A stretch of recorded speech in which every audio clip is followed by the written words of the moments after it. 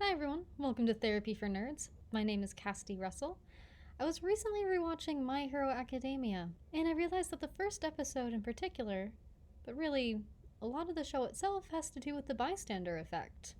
Spoiler warning ahead for those who haven't seen My Hero Academia, or as it's also known, Boku no Hero.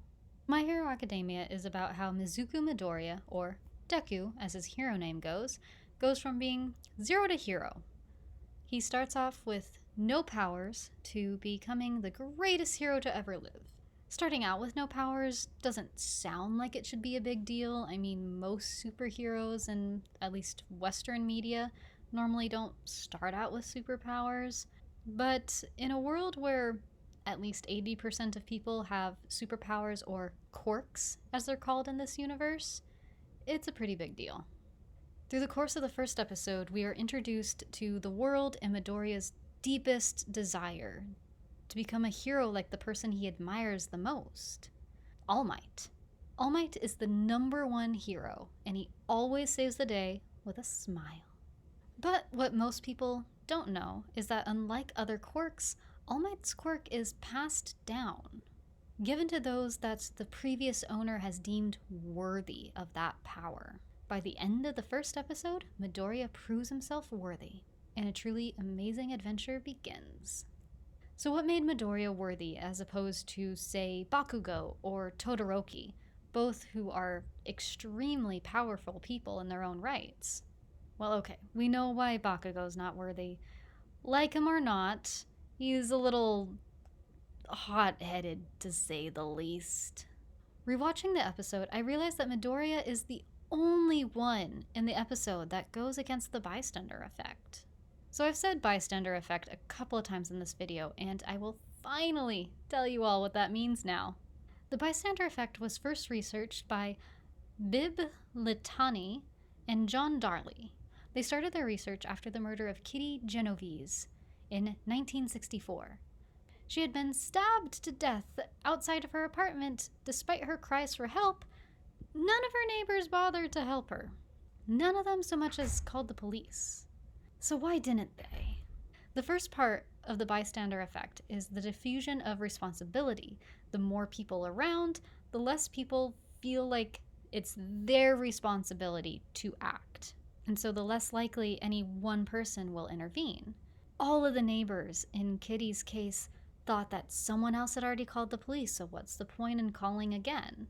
The second part is observing other people's behavior and behaving in socially appropriate ways.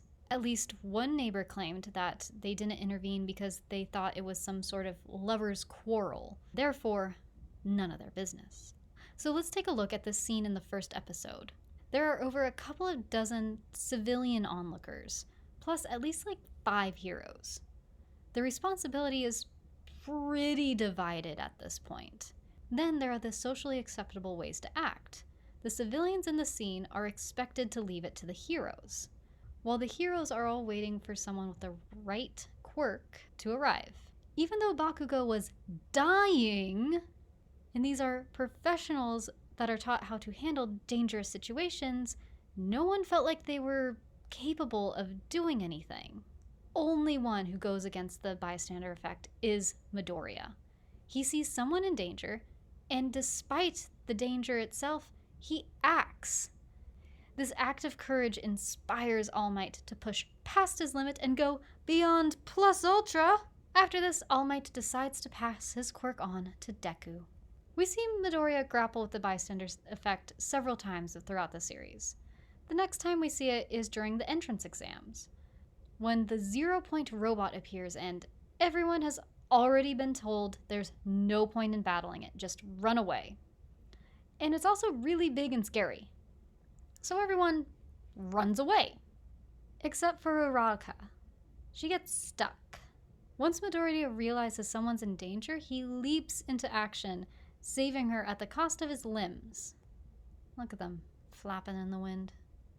I love the scene where Ida sees Midoriya lying on the ground. There is a second of hesitation as he considers helping his opponent, but then he thinks better of it and runs away. Ida considers after if he had done the right thing, if he should have helped Midoriya run, But everyone else around him was running away, so he just ran.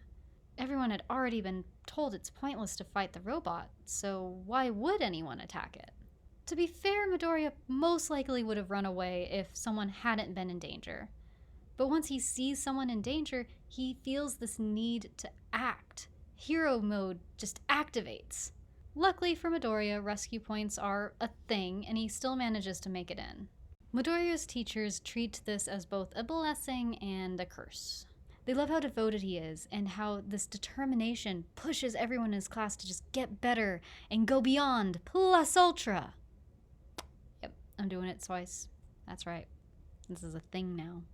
But this also causes Midoriya to get in all kinds of trouble, because he often jumps in without any regards for the rules or his body. I mean, him in the hospital, that's OTP right there. So how can we all be a little bit more like Midoriya? Please notice how I said a little bit and not a lot. Please don't all end up in the hospital, okay? And battle the bystander effect. The number one way is to just be aware of it. Simply being aware can remind ourselves to spring into action. When we see someone in trouble, we cannot assume that someone has already called the police or that someone is already helping. Make sure to pick up the responsibility with the assumption that no one else has gotten anything done. For a former job, I had to get CPR certified. One of the first steps in CPR is to delegate someone to call 911. That way, the responsibility is put onto one person, and that one person is more likely to actually do it. All right, that's all I have for you guys today. What do you think it takes to become a hero? Have you ever witnessed the bystander effect? Let me know in the comment section below. All right, that's the end. Please like, comment, subscribe, all that other YouTubery stuff. Bye.